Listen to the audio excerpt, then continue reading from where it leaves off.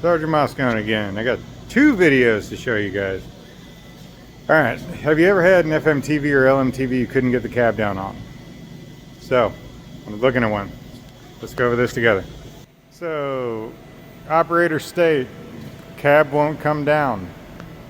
They got the cab up, but something sparked and the cab won't come down.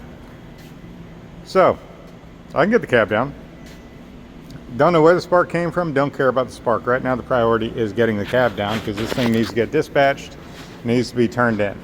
Not going to say that's your case, but this is the case here. This truck's getting turned in, but I got to get the cab down to get it out of the bay door. So, you can hotwire these things to get them down. Come over to the batteries. You're going to need a couple pieces of wire. You're going to need 24 volts wired up to your pump. Your hydraulic pump on the back of this thing has a big red wire coming off of that trash can relay.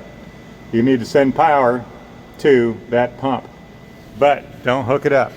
Not yet.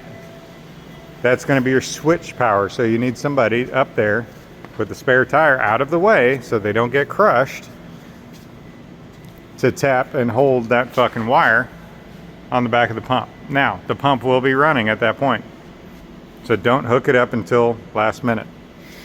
So, on the bottom of your manifold, on the side here, you got your BI box, you got your hydraulic manifold. This relay right here is in charge of cab lift and cab lower. Take this guy out. Don't worry about this. Up in here, where those connect, you got two pins. One left, one right. Let's see if we can focus. You got one left, one right. One is power and one is ground. So, you need another jumper wire. Two more. One to ground. Ground is on the left. Looking at this. Ground is on this side. Power is on this side. So, you run a jumper wire from your battery, again, or power source, to your solenoid, and then you run the ground on the left, just somewhere ground. Find a good ground, check it with a multimeter. I usually scratch paint somewhere in here. That's my ground. And then I contact momentarily, even still got the wire. Don't cut them this long, terrible idea. And this is actually gonna touch that post on that side. The power to the post on that side. The ground is going to go over here on this side. At that point, that will open that solenoid for that cab to lower.